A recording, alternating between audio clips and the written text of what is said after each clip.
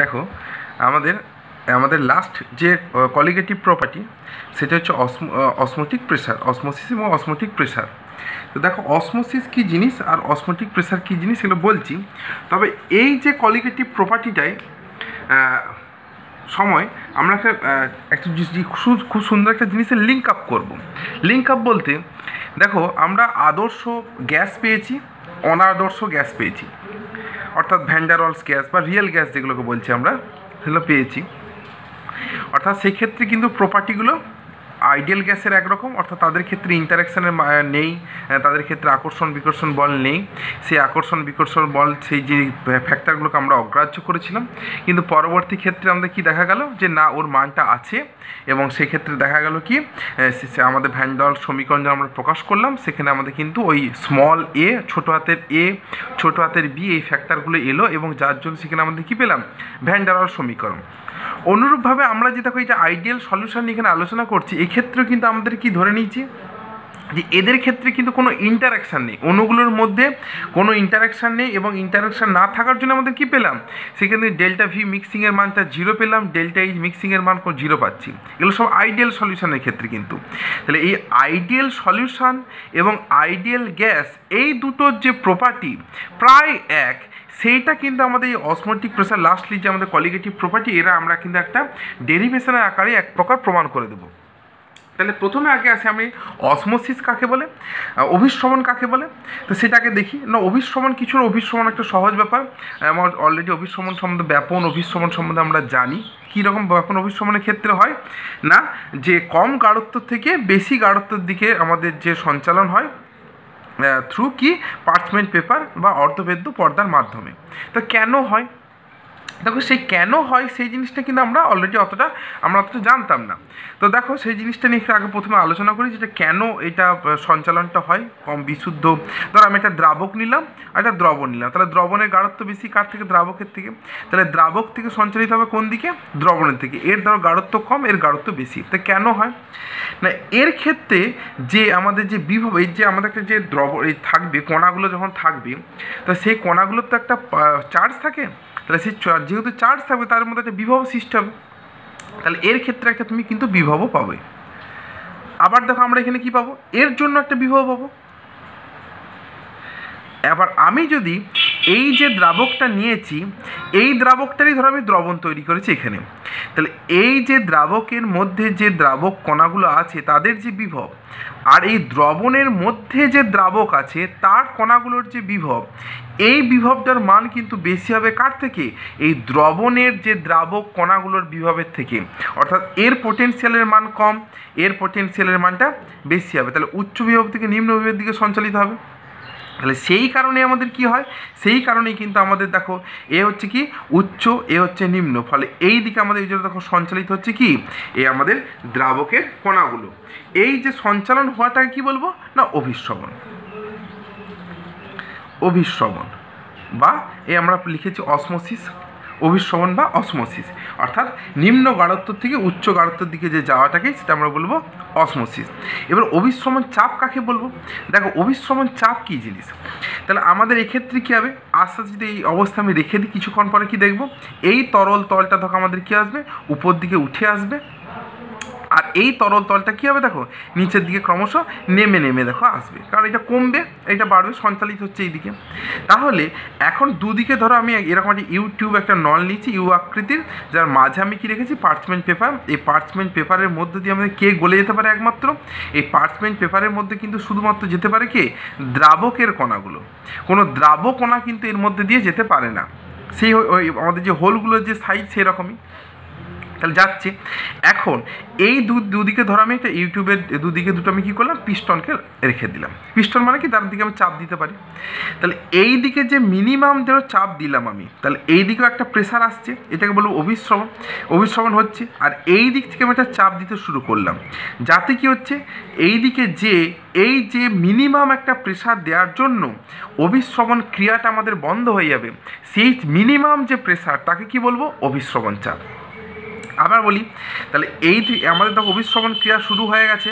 অভিস্রবণ ক্রিয়া কী হচ্ছে, দ্রাবক থেকে বিশুদ্ধ দ্রাবক থেকে দ্রবণের দিকে যাচ্ছে, এবং দ্রবণ পোর্শনের যে মিনিমাম প্রেসার দিয়ে পিস্টনকে যদি চাপ দিই, তাহলে কী হবে, সেই চাপটা সঞ্চালিত হবে কোন দিকে, সেই পার্চমেন্ট পেপারের দিকে বা অর্ধবেদ্য পর্দার দিকে। তা সেই যে মিনিমাম চাপটা আমি যখন দেব, মিনিমাম যে চাপের জন্য এই অভিস্রবণ ক্রিয়াটা আমাদের বন্ধ হয়ে যাবে, সেই চাপটাকে কি বলবো, অভিস্রবণ চাপ। অভিস্রবণ চাপ অর্থাৎ মিনিমাম যে প্রেসারটা দেওয়ার জন্য এর আমাদের কী হবে, এর অভিস্রবণ ক্রিয়া বন্ধ হয়ে যাবে, সেই চাপটাকে বলবো অভিস্রবণ চাপ। তো দেখো এরপর আসি এই অভিস্রবণ চাপ সংক্রান্ত বিভিন্ন সূত্র। তো এই অভিস্রবণ চাপ সংক্রান্ত সূত্রগুলো দিয়ে গেছেন বিজ্ঞানী ভ্যান টফ। ভ্যান টফের রুল অভিস্রবণ সংক্রান্ত। তো দেখো ভ্যান টফের সূত্র কি, ভ্যান টফের মূলত তিনটে সূত্র। ভ্যান টফের যে সূত্রগুলো আছে, সেই ভ্যান টফের সূত্রগুলো হচ্ছে মূলত আমাদের তিনটে সূত্র। প্রথম সূত্র হচ্ছে বলছে স্থির উষ্ণতায় অনুদ্বায়ী তড়িৎ অবিশ্লেষ্য কঠিন দ্রাবের লঘু দ্রবণের অভিস্রবণ চাপ ওই দ্রবণের মোলার গাঢ়ত্বের সাথে সমানুপাতিক। অর্থাৎ যদি আমি এখানে যে অভিস্রবণ চাপ তাকে যদি আমি পাই আকারে এক্সপ্রেস করি, তাই প্রায় প্রপোর্শনাল টু সি, যেখানে সিটা আমাদের কি, সিটা কিন্তু মোলার গাঢ়ত্ব নয়, সিটা হচ্ছে আমাদের মোলার গাঢ়ত্ব। দেখো আরেকবার রিপিট করি, আমাদের চারটে যে কলিগেটিভ প্রপার্টির ক্ষেত্রে প্রথমে যে আমরা কী পেয়েছিলাম, যে রিলেটিভ লোয়ারিং অফ ভেপার প্রেসারের ক্ষেত্রে সেটা কিন্তু পেয়েছিলাম আমরা মোল ফ্র্যাকশান। তারপরে যে আমাদের এলিভেশন অফ বয়লিং পয়েন্ট এবং ডিপ্রেশন অফ ফ্রিজিং পয়েন্টের ক্ষেত্রে আমরা কী পেলাম, মোলাল গাঢ়ত্ব। আর যখন আমরা অভিস্রবণ চাপের ক্ষেত্রে যখন আমরা নিচ্ছি, তখন যে কনসেন্ট্রেশনটা আমাদের কাজে লাগছে সেটা হচ্ছে কি, মোলার গাঢ়ত্ব। অর্থাৎ এক্ষেত্রে দেখো হচ্ছে পাই প্রপোর্শনাল টু সি, যেখানে আমাদের কি টি কনস্ট্যান্ট, টি কনস্ট্যান্ট। 2 নম্বর সূত্র হচ্ছে স্থির এবং নির্দিষ্ট গাঢ়ত্বে কোনো অনুদ্বায়ী তড়িৎ অবিশ্লেষ্য কঠিন দ্রাবে লঘু দ্রবণের অভিস্রবণ চাপ দ্রবণের পরম উষ্ণতার সাথে সমানুপাতিক, অর্থাৎ পাই প্রপোর্শনাল টু টি, যেখানে আমাদের কি স্থির গাঢ়ত্ব নির্দিষ্ট গাঢ়ত্বে, অর্থাৎ সি হচ্ছে কনস্ট্যান্ট। আর 3 নম্বর সূত্র হচ্ছে, যেটা আমাদের আগের যে সূত্রগুলোর মতোই, কি আমি যদি ভিন্ন যদি ধরো আমি দ্রাবক নিই তড়িৎ অবিশ্লেষ্য অনুদ্বায়ী, তাহলে সেক্ষেত্রে আমাদের কি হবে, একই প্রকার যদি আমি দ্রাবক নিই, তাহলে সেক্ষেত্রে যদি বিভিন্ন প্রকার যদি ধরো আমি অ্যাড করি, তাহলে আমি এটা অ্যাড করলাম এ, এটা বি, এটা সি, প্রত্যেকেরই আমাদের যে মোল নাম্বার নিয়েছি কত, ধরো 0.1 মোল। এবং প্রত্যেকটার ক্ষেত্রেই ধরো এই জলের যে আয়তন নিচ্ছি কত, দ্রবণটা হচ্ছে আমাদের কত, ভি লিটার করে প্রত্যেকের ভি লিটার করে নিয়েছি। তাহলে এক্ষেত্রে যে অভিস্রবণ চাপ যে আমাদের কত আসবে, প্রত্যেকের ক্ষেত্রে কি আসবে, সমান আসবে। অর্থাৎ এক্ষেত্রে যদি আমাদের পাই 1 হয়, এটা যদি পাই 2 হয়, এটা যদি পাই 3 হয়, তাহলে পাই 1 সমান পাই 2 সমান পাই 3। অর্থাৎ কি আমাদের সূত্রটা, তাহলে আমাদের কি হবে, সূত্রটা হচ্ছে আমাদের যে স্থির উষ্ণতায় কোনো দ্রাবকের নির্দিষ্ট আয়তনে, এখানে নির্দিষ্ট আয়তন নিচ্ছি কত না ভি, নির্দিষ্ট আয়তনে সমমোল পরিমাণ, অর্থাৎ প্রত্যেক ক্ষেত্রে কত মোল নিয়েছি, 0.1 মোল করে, সমমোল পরিমাণ বিভিন্ন অনুদ্বায়ী তড়িৎ অবিশ্লেষ্য কঠিন দ্রাবক কে এ বি সি যদি পৃথকভাবে দ্রবীভূত করি, তাহলে প্রাপ্ত দ্রবণগুলির অভিস্রবণ চাপের মান কি হয়, সমান হয়। তাহলে দেখা যাক যে আমাদের ভ্যান টফ সূত্র অনুসারে আমাদের সমীকরণটা তৈরি করি, অর্থাৎ পাই প্রপোর্শনাল টু কি লিখতে পারি, সি ইন্টু টি। তাহলে আমি কি বলতে পারি, পাই সমান হচ্ছে কে সি টি। দেখো এইটা কিন্তু আমাদের দেখো ভ্যান টফের সমীকরণ, কার না বাষ্পচাপ সংক্রান্ত, অসমোটিক প্রেসার সংক্রান্ত। এরপরে দেখো আমি বিভিন্ন যে মোলার গাঢ়ত্ব এবং বিভিন্ন দ্রবণের বিভিন্ন উষ্ণতায়, দেখো তিনটে জিনিসকে আবার উল্লেখ করি, বিভিন্ন দ্রবণ, আচ্ছা বিভিন্ন উষ্ণতা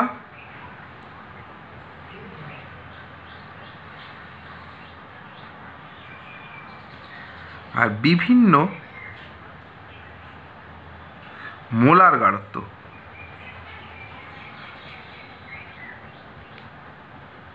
গাঢ়ত্বে আমি যখন এই সমীকরণটা দিয়ে ওগুলোকে ডিরাইভ করেছি, তখন দেখা গেছে যে এদের ক্ষেত্রে যে মানগুলো পাচ্ছি, কে এর যে ভ্যালুগুলো আমি পাচ্ছি, কে এর এই ভ্যালুগুলো যদি আমি গড় নিই, এই ভ্যালুটার যদি আমি গড় নিই, তাহলে দেখা যাবে যে এর ক্ষেত্রে এর মানটা কার সাথে সমান হবে? 0.082 লিটার অ্যাটমসফিয়ার মোল ইনভার্স কে ইনভার্স। জিনিসটার মানেটাকে বোঝা গেল না, আর জিনিসটা ভালো করে বুঝি। ধরো একটা নর্মালি আমি একটা দ্রবণ নিয়েছি, একটা দ্রবণ নিলাম, কি ধরো আছে এর মধ্যে জল আছে, H2 আছে, আর এর মধ্যে ধরো আমি গ্লুকোজ অ্যাড করেছি, গ্লুকোজ। তাহলে এই যে জল আর গ্লুকোজের যে আমি দ্রবণটা নিয়েছি, এই যে দ্রবণটা তৈরি করেছি, এর ধরো দ্রবণটার ক্ষেত্রে গ্লুকোজের বিভিন্ন মোলার গাঢ়ত্ব আমি এটাকে করলাম, ট্রাই করলাম, অর্থাৎ 0.1, কখনো 0.2, 0.3 মোলার এসব দ্রবণ তৈরি করেছি। বিভিন্ন উষ্ণতা ধরো কখনো 20 ডিগ্রি সেন্টিগ্রেডে, কখনো 30 ডিগ্রি সেন্টিগ্রেডে এসব ট্রাই করলাম। তাহলে প্রত্যেকটা ক্ষেত্রে যখন এই সমীকরণ এগুলো পুট করবো, তখন কী হবে? এক্ষেত্রে প্রত্যেকের ক্ষেত্রে বাষ্পচাপের মান পাবো, এবং তার সাথে কে এর আমি দেখো একটা ভ্যালু পাচ্ছি। বাষ্পচাপের মানটা ধরো ইনস্ট্রুমেন্টালি আমি ক্যালকুলেট করলাম, কিন্তু কে এর ভ্যালুটা আমি পাচ্ছি। তাহলে এই যে কে এর ভ্যালুগুলো যদি গড় করি, তাহলে সেই ক্ষেত্রে দেখা যাবে এর মানটা কার সাথে সমান? 0.082 লিটার অ্যাটমসফিয়ার মোল ইনভার্স কে ইনভার্স, যা প্রকৃতপক্ষে কি? প্রকৃতপক্ষে কিন্তু আমাদের সার্বজনীন গ্যাস ধ্রুবক আর এর মান কোন এককে? লিটার অ্যাটমসফিয়ার এককে। অর্থাৎ আমি সেক্ষেত্রে তখন রিপ্লেস করতে কি পারি? পাই সমান কেস আর সিটি না লিখতে পারি, পাই সমান হচ্ছে আর সিটি, বা পাই সমান আর সিটি, পাই সমান RTC। দেখো যেটা আমাদের প্রকৃতপক্ষ কি হলো? সার্বজনীন গ্যাস ধ্রুবকের মান। এবার দেখো আমাদের যে জিনিসটা আলোচনা, এটাও কিন্তু আমাদের হলো কি? ভ্যান টপের সমীকরণ, সমীকরণ। এরপরে আমরা কি করব? লিঙ্ক আপ করব between ideal gas and ideal solution. তাহলে আমরা দেখো, আমি আগে আইডিয়াল গ্যাসের যে সমীকরণ ছিল সেটা আগে লিখে দিই, যে আমাদের পিভি সমান এনআরটি, যেটা আমরা খুব ছোট্টবেলা থেকে জানি, যেটা আইডিয়াল গ্যাসের সলিউশন সমীকরণ কি? পিভি সমান এনআরটি, যেখানে চার্লসের সূত্র এবং বয়েলের সূত্র আমরা কম্বিনেশন পেয়েছি। সেই কম্বিনেশন অনুযায়ী আমরা কি পেয়েছি? যে পিভি সমান এনআরটি, যেখানে এন হচ্ছে মোল সংখ্যা। বেশ, এরপরে দেখে আসে অভিস্রবণ চাপের সঙ্গে পারি নাকি। দেখো যে সিটা আমাদের কি? মোলার গাঢ়ত্ব। সি হচ্ছে আমাদের মোলার গাঢ়ত্ব। তাহলে মোলার গাঢ়ত্ব কি? অর্থাৎ ধরো আমাদের মোলার গাঢ়ত্ব আরেকবার রিপিট করি, যে আমার যদি 1000 গ্রাম কোনো দ্রবণে যদি এন মোল যদি কোনো দ্রবীভূত থাকে, তাহলে তার মোলার গাঢ়ত্ব কত হবে? N molar. তাহলে আমি যদি ধরো সেক্ষেত্রে আমাদের যে আয়তনটা ছিল ধরো ভিতে, ধরো ভি লিটার আয়তনে আমাদের কোনো যে দ্রবীভূত আছে সেটা কত? এন মোল। তাহলে এর মোলার গাঢ়ত্ব কত হবে? এইটা। তাহলে আমি কি লিখতে পারি? যে সি সমান এন বাই ভি। দেখো সি সমান আমি এন বাই লিখতে পারি না, আমাদের এনটা হচ্ছে তো মোল সংখ্যা, আর এটা কতটা আছে? ভি লিটার ধর বা ভি সিসি আমাদের যে আয়তন আছে সেই আয়তনে আছে।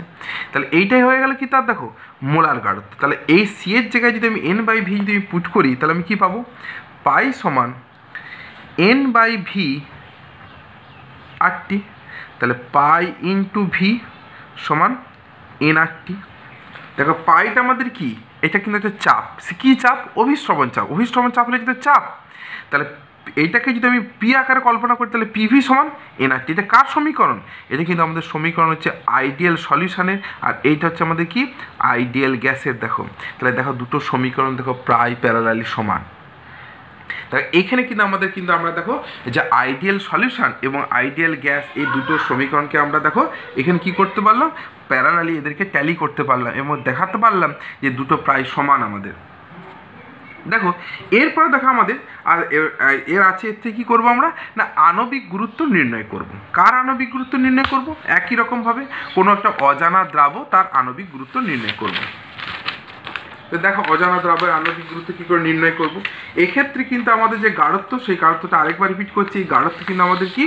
মোলার গাঢ়ত্ব। এক্ষেত্রে কিন্তু মোলার গাঢ়ত্ব আমাদের নয়, এটা কি আমাদের মোলার গাঢ়ত্ব। তাহলে দেখো ধরো আমাদের আমাদের যে দ্রাবটা আছে সেটা ধরো আমাদের গ্রাম, গ্রাম, যার আণবিক গুরুত্ব কত না এম। তাহলে আমাদের তড়িৎ অবিশ্লেষ্য অনুদ্বায়ী যে দ্রাব আছে সেটা কত গ্রাম, তার আণবিক গুরুত্ব হলো এম। তাহলে এর মোল সংখ্যা কত হবে না W/m। এত মোল, গ্রাম মোল বা মোল সংখ্যা আমাদের আছে, এত গ্রাম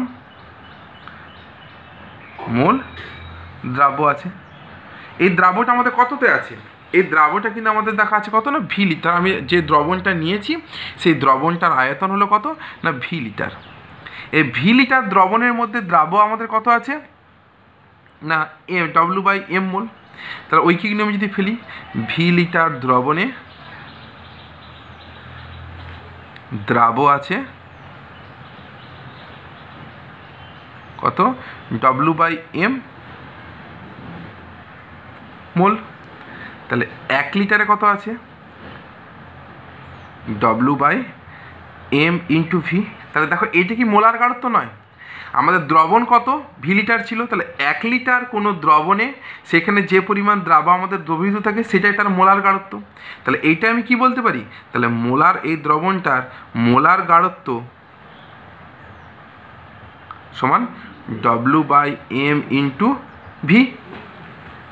এরপরে দেখো আমাদের যে আছে আমাদের ভ্যান টপের সমীকরণ, সেখানে যদি আমরা এটাকে পুট করি তাহলে আমরা কী পাবো, পাই সমান CRT, যেখানে সিটা হচ্ছে মোলার গাঢ়ত্ব, অতএব W/m ইন্টু ভি ইন্টু আর ইন্টু টি। তাহলে এখান থেকে আমি কি বলতে পারবো, m সমান W into RT by V into pi. তাহলে দেখো এই যেটা আমাদের যে অজানা ছিল দ্রাব, তড়িৎ অবিশ্লেষ্য অনুদ্বায়ী কঠিন যে দ্রাব, তার যে আণবিক গুরুত্ব সেটা যদি আমাদের এম হয়, তাহলে আমি যদি যে মানটা যদি নির্ণয় করতে চাই, তাহলে এই দ্রাব যদি আণবিক গুরুত্ব, আণবিক ওজনটা যদি আমরা, আণবিক ওজন যে দ্রাবের ওজনটা যদি আমরা জানি, আর এর ভ্যালু জানি, টেম্পারেচারের নির্দিষ্ট মানটা যদি আমরা জানি, দ্রবণের আয়তন জানি এবং অভিস্রবণ চাপকে যদি আমরা নির্ণয় করতে পারি, তাহলে কিন্তু আমরা দেখো যে অজানা যে আমাদের আছে যে দ্রাবটা non volatile, non electrolyte, insoluble যে আমাদের সল্ট, আমাদের যে দ্রাবটা আছে তার কিন্তু দেখো আমরা আণবিক গুরুত্ব নির্ণয় করতে পারবো। এক্ষেত্রে দেখো এরপরে দেখো আমাদের এই অভিস্রবণ চাপ সংক্রান্ত 3 প্রকার আমাদের দ্রবণ নিয়ে এখানে আলোচনা করা হয়েছে। সেটা হচ্ছে কি আইসোটোনিক, 2 নম্বর হচ্ছে যে হাইপোটোনিক এবং হাইপারটোনিক।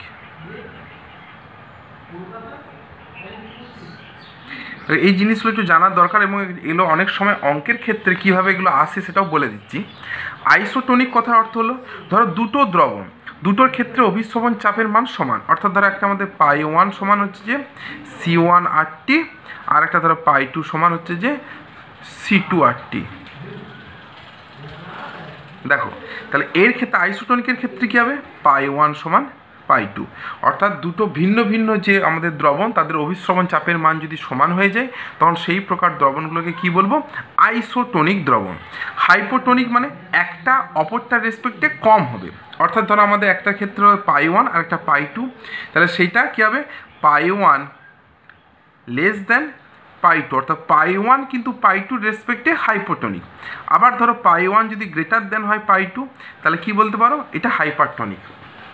দেখো এগুলো জানা তো এটা জরুরি, তার সাথে এটা অঙ্কের ক্ষেত্রেও লাগে। কীরকম, অনেক সময় দেখবে যে যখন অভিস্রবণ চাপ নিয়ে আমরা অঙ্ক করব, দেখব যে সেক্ষেত্রে ডাইরেক্ট ধরো দুটো দ্রবণ নিয়েছে, দুটো দ্রবণে একটার ক্ষেত্রে অভিস্রবণের চাপ মান বলে দিয়েছে, অপরটার ক্ষেত্রে বলেনি, শুধু কি বলে দিয়েছে যে দুটো দ্রবণ পরস্পরের আইসোটোনিক। অর্থাৎ তোমাকে বুঝে নিতে হবে যে যে অভিস্রবণ চাপটা মান দিয়েছে অপর দ্রবণের যে অভিস্রবণ চাপের মান কিন্তু সমান, অর্থাৎ সেক্ষেত্রে কিন্তু আমরা ম্যাথামেটিক্যালি সেগুলো আমরা ক্যালকুলেট করতে পারবো।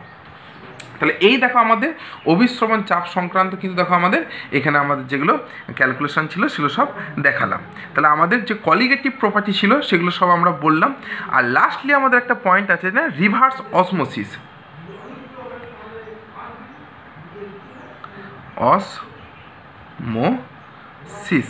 রিভার্স অসমোসিস জিনিসটা কীরকম, রিভার্স অসমোসিস হচ্ছে যে যখন আমাদের প্রেসারের মানটা যদি খুব বেশি হয়, ধরো এই যে আমাদের ছিল এইটার ক্ষেত্রে এই ক্ষেত্রে যদি প্রেসারের মানটা যদি আমাদের খুব বেশি হয়ে যায় তখন কি হয়ে যাবে, তখন কিন্তু আমাদের দেখো উচ্চ গাঢ়ত্ব থেকে নিম্ন গাঢ়ত্বের দিকে আমাদের দেখো সঞ্চালন হবে। অর্থাৎ এক্ষেত্রে আমাদের অসমোসিস যেটা ছিল কি নিম্ন গাঢ়ত্ব থেকে উচ্চ গাঢ়ত্বের দিকে, এবার যদি এইদিকে প্রেসারের মানটা যদি খুব বেশি হয় তখন কী হবে, উচ্চ গাঢ়ত্বটা কী হবে, ট্রান্সফার হতে কোথায় শুরু করবে, নিম্ন গাঢ়ত্বের দিকে। অর্থাৎ এক্ষেত্রে আমাদের কী হবে, যে অসমোসিসটা হচ্ছে সেটা হচ্ছে কি রিভার্স অসমোসিস। এই ঘটনাটা কি বলা হবে, রিভার্স অসমোসিস। এই রিভার্স অসমোসিসের কিন্তু খুব একটা বড় আমাদের ব্যবহার আছে, যে সেটা যার সাহায্যে আমরা কী করি না, সমুদ্রের জলকে আমরা কিন্তু কনভার্ট করতে পারি কিসে, বিশুদ্ধ জলে। সমুদ্র জলের দেখো গাঢ়ত্ব বেশি, আমাদের পানীয় জলের যে গাঢ়ত্ব কী হচ্ছে কম, তাহলে সমুদ্র জল আর যদি আমাদের বিশুদ্ধ জলকে যদি পাশাপাশি রাখি বা পার্চমেন্ট কাগজের সাহায্যে, তাহলে আমরা কী পাবো, বিশুদ্ধ জলটা ট্রান্সফর্ম হতে শুরু করবে কার দিকে, সমুদ্র জলের দিকে যাওয়ার কথা। কিন্তু সমুদ্র জলের দিকে যদি আমাদের সেক্ষেত্রে চাপের মানটা যদি খুব বেশি দিতে পারি, তাহলে কী হবে, ও ক্ষেত্রে কিন্তু যে ওর সমুদ্র জলের মধ্যে যে NaClটা আছে সেই কিন্তু যেতে পারবে না, কী হবে, ওই জলীয় অংশটা ট্রান্সফর্ম কোন দিকে, জলের দিকে। অর্থাৎ দেখো জিনিসটা কেমন, ধরো আমাদের এই একটা ইউটিউব নিলাম, এদিকে আমাদের কি আছে, সমুদ্র জল, আর এইদিকে আমাদের বিশুদ্ধ জল, এখানে আমাদের পার্চমেন্ট কাগজ বা অর্ধবেদ্য যে পর্দাটা আমরা নিয়েছি। তাহলে এই যে অর্ধবেদ্য পর্দাটা নিয়েছি এর গাঢ়ত্ব আমাদের